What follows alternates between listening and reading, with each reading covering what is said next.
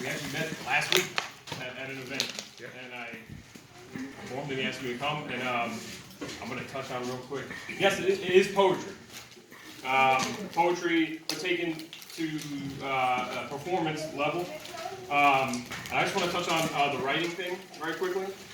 It took me a really long time to admit to anybody that I used to suffer with depression, that I'd suffered with depression before I even knew what it was when I was a kid. I had a very, very hectic household. My father passed away when I was young. He suffered from alcoholism. He had cancer. These are very serious things, and they're hard to process when you're young and they're happening to you. So I turned to a journal. And I used to just write in my journal by myself in my room. And then when I turned into a teenager, someone said, I think you might be writing poetry. So then I think, okay, maybe I'm writing poetry. And in the past year, I was lucky enough to have had another bout of I was dealing with a lot of stuff.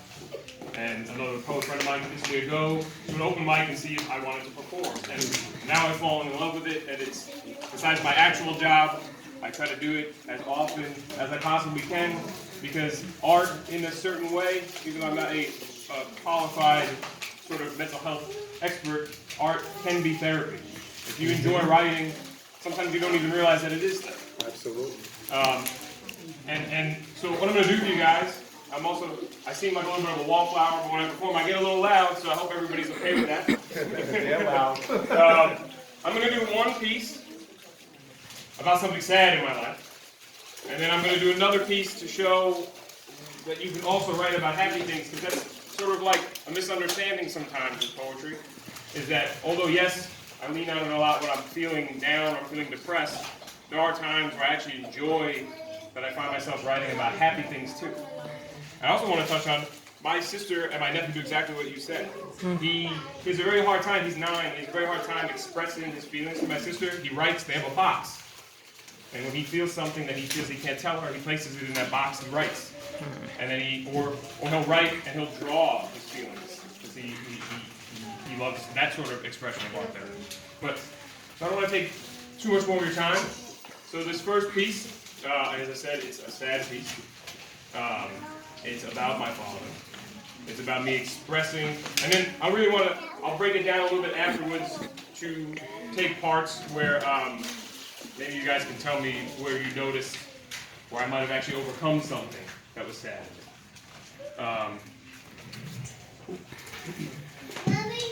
So as I said, sad, yes. My father passed away when I was a teenager. He was unfortunately sick. Leading up to that sickness, he battled with alcoholism, which had an effect on all of us, from me being the youngest to my mother, my sister. So this is one of the first pieces I ever performed at an open mic where I feel like I had to get it out.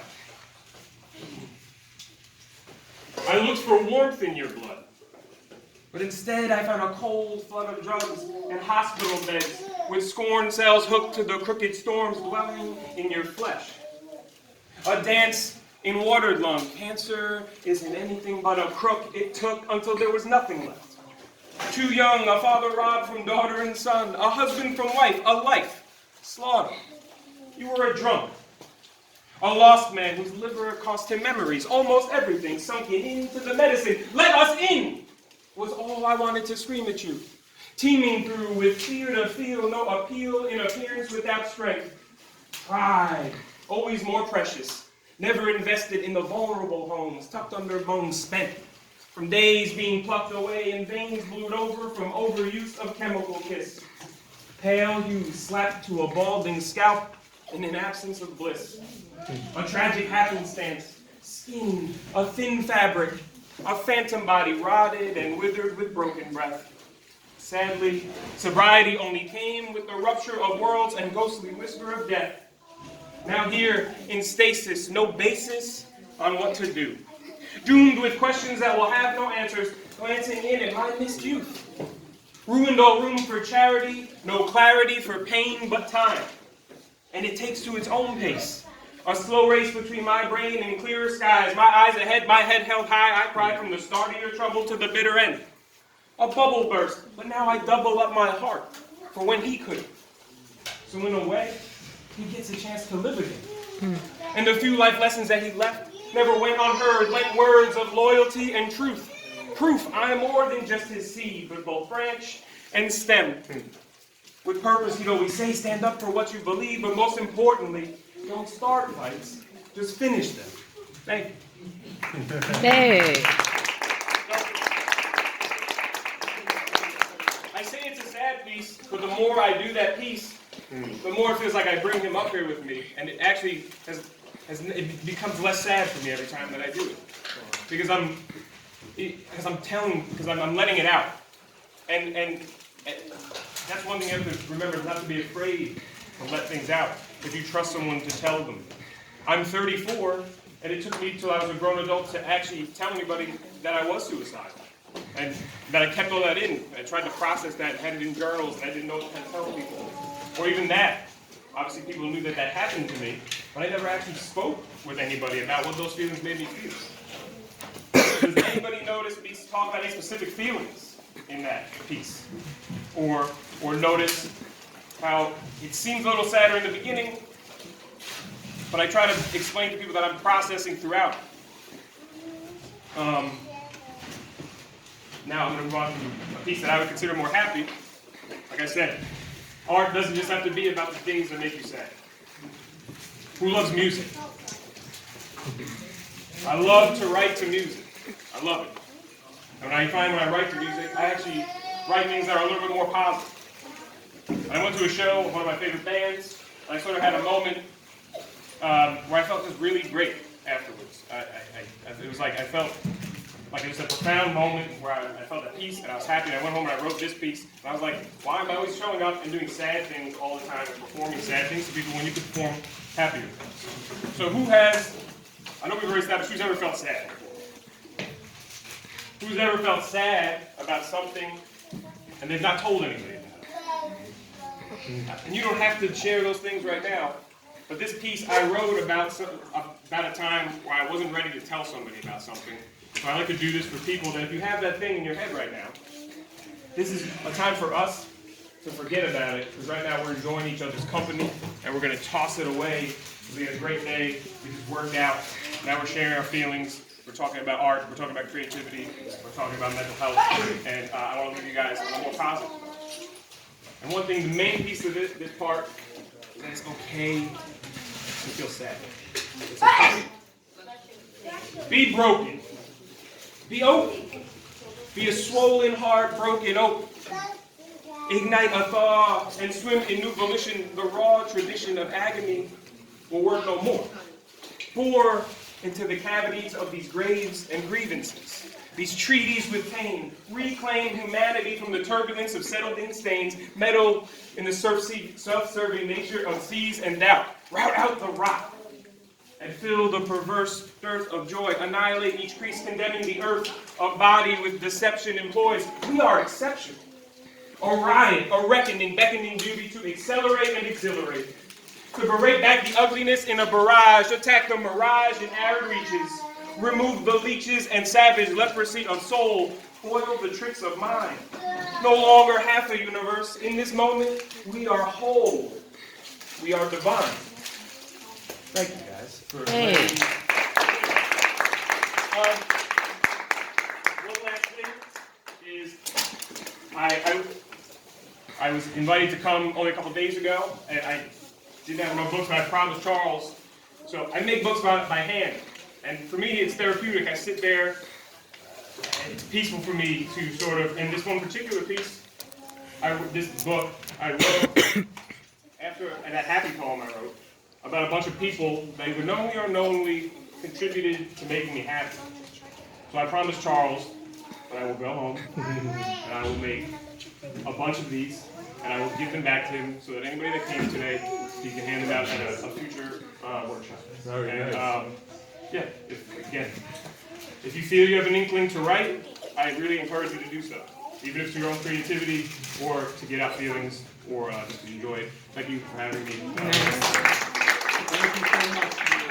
Well, this is wonderful. We're gonna start to wrap things up, though. But I'm happy that you guys came. See, Travel with Chaz is more than just traveling and just doing trips. We do a lot of stuff. Whether it's needing credit management, figuring out how to do finances, whether it's about relationship issues. whether it's about mental health, we're doing it all. And so if there are topics that, like, you guys want to hear from, or the families want to hear from, let us know. But without further ado, I'm going to bring my man on, who's been decades in this game, and he's been doing this for a long time, and a lot of people here probably already know him, but I'll let him do his own introduction. Mr. Brett Scudder, man, in the house.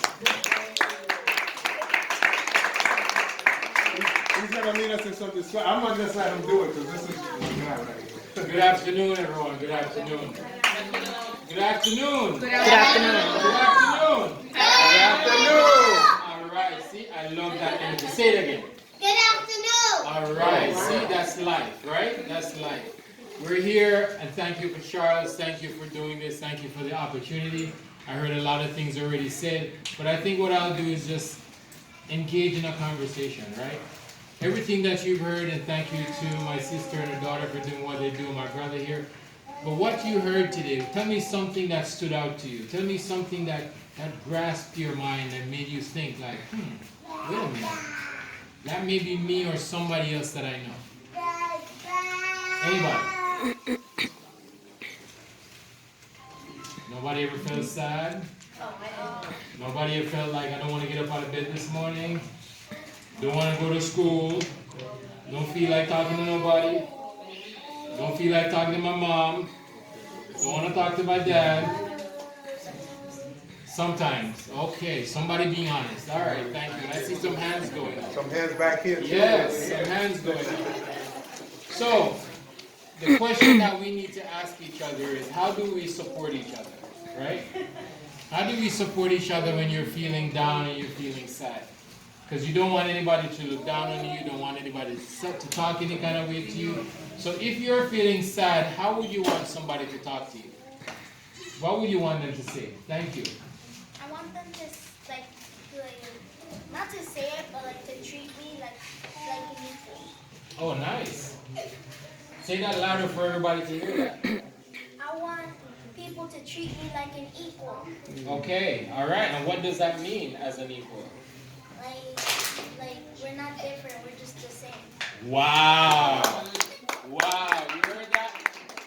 You know the power of that is when we treat each other as equal, that we're not judging each other, right? Thank you for sharing that. Anybody else would like to share? How do you want to be received when you talk about being sad? Having a bad day? Not feeling well? I'm sorry? Comfort? Someone like Support? No, thank you. Comfort and support. And that's a big one, right? Because you don't want to be telling someone how you're feeling and they're making you feel worse, right? So you got to be something comforting, something supporting, somebody who can make you feel like, okay, you know what? I'm actually feeling better. One of the most important things that we have to remember when we're feeling sad or we're feeling down is to be careful of who we talk to. Right? So as the young man said about treat it as equal, and as you said about being comforted, but you got to know who to trust about sharing certain things to. Because it's not everybody needs to know how you're feeling when you're feeling down. Because sometimes somebody may take your feelings and go tell a whole lot of other people, and then guess what?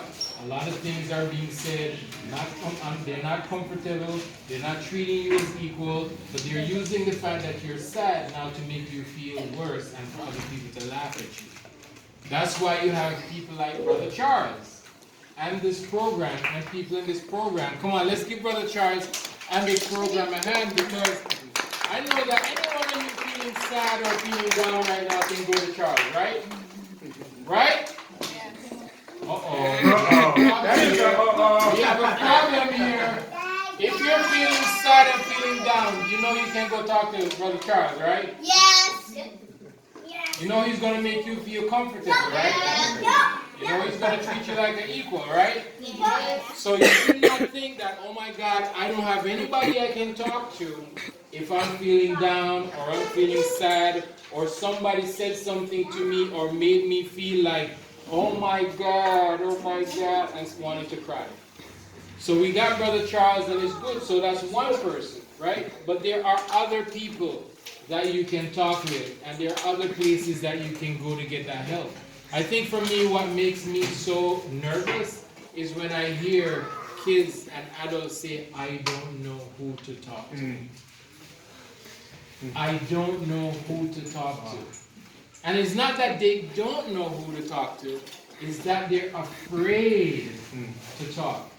Because they're afraid of when they talk about how they're feeling, somebody's going to respond or say something that's going to make them feel worse. So what I try to tell people every day is this. We should not judge each other about how we're feeling because we're all emotional people, right? So today I may be feeling sad and I need somebody to talk to, but guess what? Tomorrow you may be feeling sad. Something may happen to you. So the same way you would want somebody to talk to you and to comfort you and to treat you as equal is the same way you are to treat others. Right?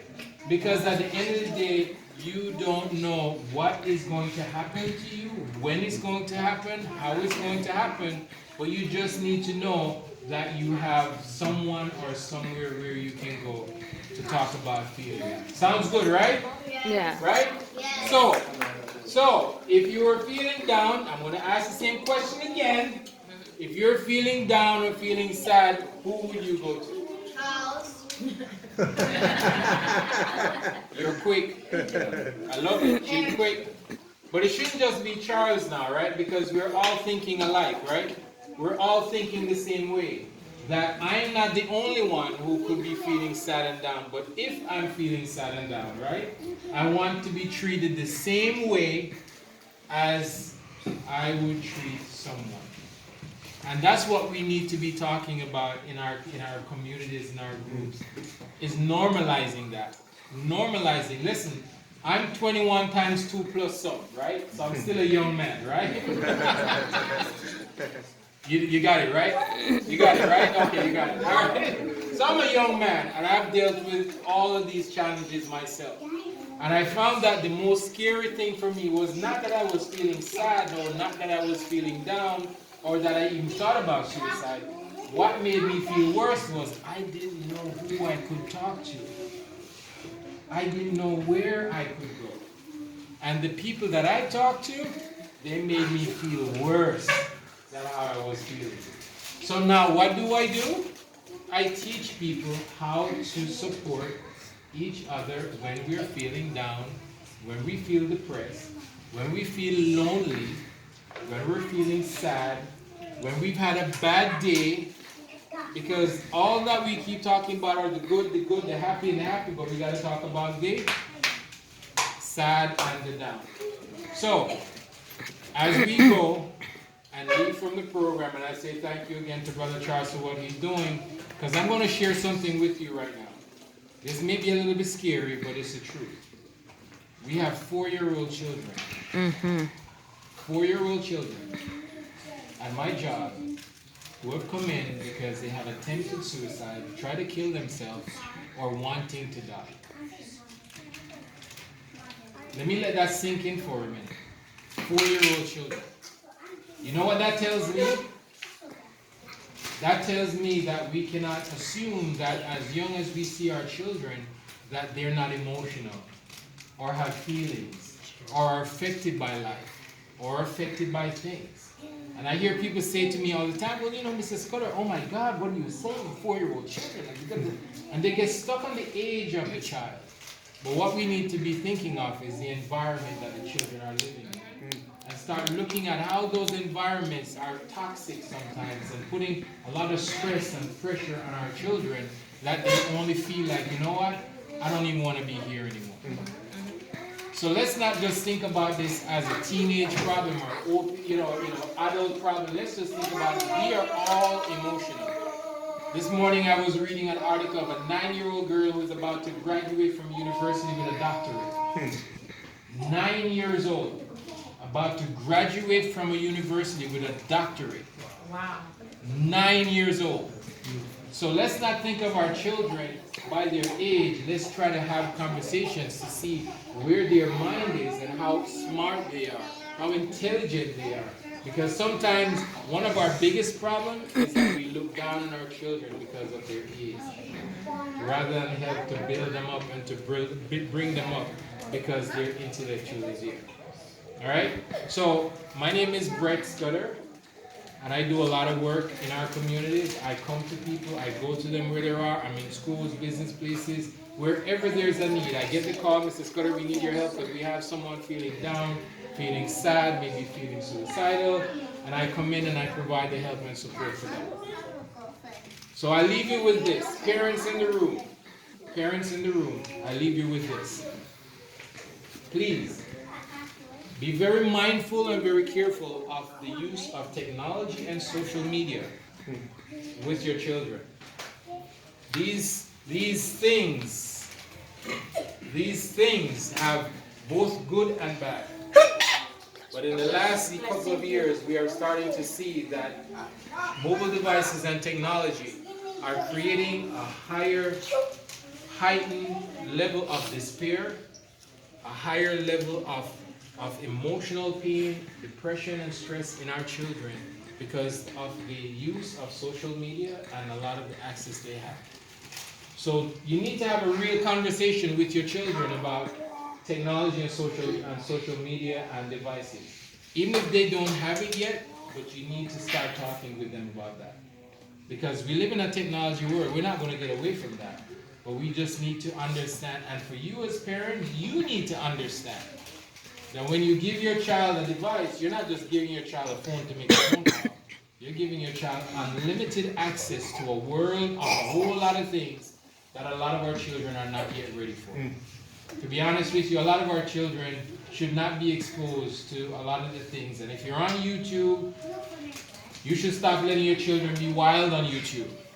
You should stop letting your children be wild on social media. Because that right there, without your knowledge and your understanding, is opening the door up to a lot of the emotions that they're feeling and the addictions that they're going through.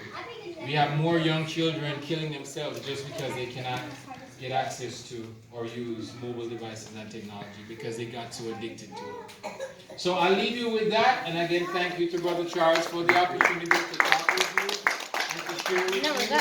Right? So we all are not going to be happy, but it's okay to be sad, right? It's what you do when you feel sad in talking to somebody. And we got our good brother here, and now we got our good sister and our daughter. We got our brother here. So we're building that network of support. And we got our good sister here who is acting like she ain't part of the program too. But she knows herself, but she's here running an awesome program that's doing a lot of good in our communities too. Thank you, everyone. Thank you. Before we wrap up, I actually want to introduce Easy Living Shelter. Oh, sorry, Ms. Valdez over here. So this is another resource. I just want to just introduce herself really quick to you guys so you guys know who she is, and another resource in the community. Hi, I'm Miss Ballad, and it's a pleasure to be here, and suicide awareness touches me in a way as well, because I was once young, even now as an adult, I still have those emotions, and I still fight and struggle with it, but the thing is, to get through it is the blessing behind everything. To have supportive groups like this, we all can do this together. If anybody needs any information, I'll be here, and I'm more than willing to share it, and thank you for coming out. All right, guys, in the spirit of Travel with Chad, we always like to end on a high note. So what we're going to do today is I'm going to go around the room, and I just want you to say one word positive that you're feeling and stuff, whatever you want to say. But maybe we'll start right here. Can we start this way? Energy. Happy. You guys, we got somebody speaking over here. Remember, one mic, you guys. We're about to wrap up. Passionate.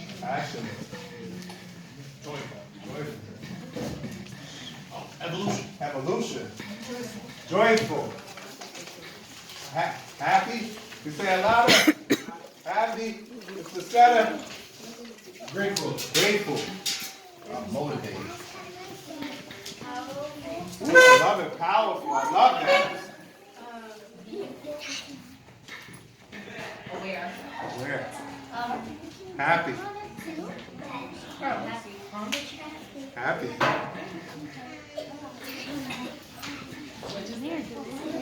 Precise. All right, okay. Grateful. Encouraged, I love it. Energetic, back there. Happy. Happy. Joyful. Happy. Happy. Happy. Blessed. Blessed. Ooh. Loving. Love it. Energetic. We're talking about those cell phones right now. How you- Joyful? You want to say how you what do you say? Great. And I'm feeling inspired by all of you in the room today. And I thank you all for coming out today. I hope to see you all next week. And we need the support of you guys. We can't do Travel with Jazz and we couldn't do a lot of these programs if we don't have the support of the community. So we look to see you guys coming out again. So thank you, everybody. And just one last note to the parents, please. When Ms. MC Heaven or Tess sends out a message about the each week, because we're very limited in funds. All this is free. So like what we want is like every week a parent coordinates like with the food, so we can just chip in. And I definitely want to shout out Ms. Delia, did I say that right? Because every week, for every single week, she's contributed to bring something in to the program for us and stuff. So I want to give her a round of applause. Because that's the kind of support that we need out here. So thank you, and please think about next week, all right? Thank you, everybody, and have a blessed, inspired, happy, fun, wonderful day, you guys. Thank you, everyone.